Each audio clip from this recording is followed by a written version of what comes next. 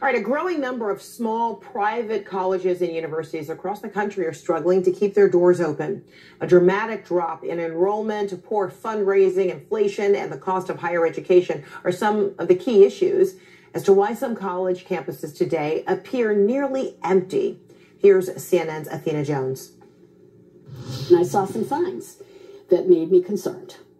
When Helen Dryden arrived to serve as interim president of Cabrini University in Radnor, Pennsylvania, she quickly realized the small Catholic liberal arts school was in dire straits. After a more than 60% drop in enrollment since 2016, the school, which relies heavily on tuition for funding, given its small endowment, had already taken steps to reduce costs, but it wasn't enough. Look at this campus. It is built to accommodate twice as many students as we have.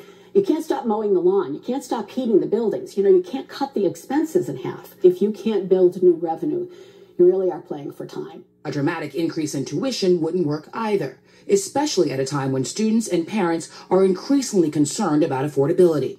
Cabrini is one of a growing number of colleges and universities across the country facing serious financial pressure, often due to inflation, higher operating costs, poor fundraising, and declining enrollment. To survive, some schools are being forced to take drastic measures, like merging with other institutions, or cutting programs and staff, like at Valparaiso University in Indiana, which is also mulling a controversial sale of a prized Georgia O'Keeffe painting to fund dormitory improvements. Schools in regions like the Northeast, with a high concentration of colleges, have been hit particularly hard. The century-old College of St. Rose in Albany will shut down this summer. People knew that we were challenged, and we knew we were in trouble. A declining national birth rate is also partly to blame.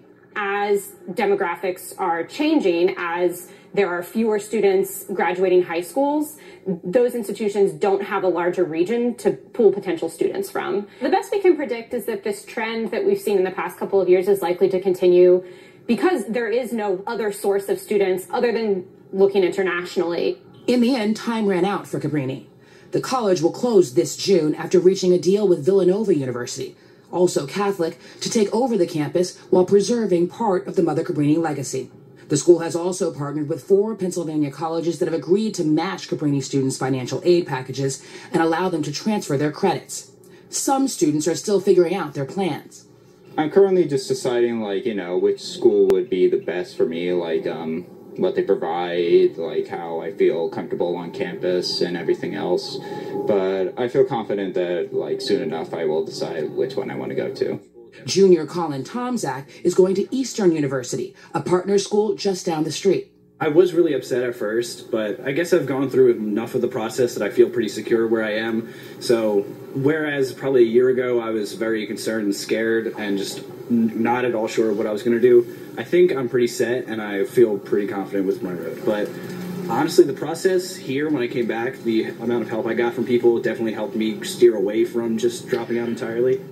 Dryden hopes more schools can avoid Cabrini's fate. We as an industry have got to get our act together so that we are helping to produce the number and the kinds of members of the workforce this country needs. And we're not anywhere near going to do that if we keep falling behind in terms of the universities and colleges that are closing. This trend of colleges closing is likely to continue, with private nonprofit institutions the most affected. One expert described it as a right-sizing of the market, acknowledging some unfortunate closures that have been devastating to students, but saying some other closures may be the best thing for the field of higher education in the long run, because they will allow the limited state and federal resources available to go to institutions that are most likely to provide a high-quality education to students.